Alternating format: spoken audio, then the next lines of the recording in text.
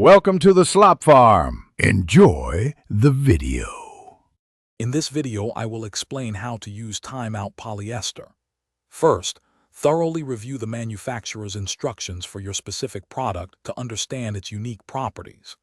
Next, prepare your workspace by ensuring it is clean, dry, and has good air circulation, ideally maintaining a room temperature between 65 and 75 degrees Fahrenheit. Lay out all your tools and materials like measuring tapes and scissors, making sure everything is easily accessible for a smooth workflow. This initial setup prevents common mistakes and helps achieve the best results. When applying your polyester, precision is key for a flawless finish.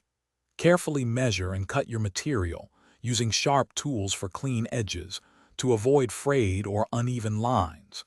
If using an adhesive, apply a thin, consistent layer, ensuring full coverage without excess. Gently smooth the polyester into place, working from the center outwards, to eliminate any trapped air bubbles that could compromise its appearance or durability. Take your time with each section for optimal results.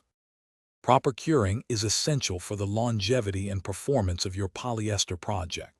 Follow the manufacturer's guidelines precisely for the drying or curing time, which can range from a few hours to up to 24 hours depending on the product. Maintain a consistent room temperature and humidity level to ensure even curing. Protect your item from dust and accidental bumps during this critical period, perhaps by placing a light cover over it. Patience here ensures a strong, durable bond. After the curing process, give your polyester item a final inspection for any minor blemishes. Gently clean the surface with a soft cloth and a small amount of mild, pH-neutral soap and water if needed, making sure to avoid abrasive cleaners.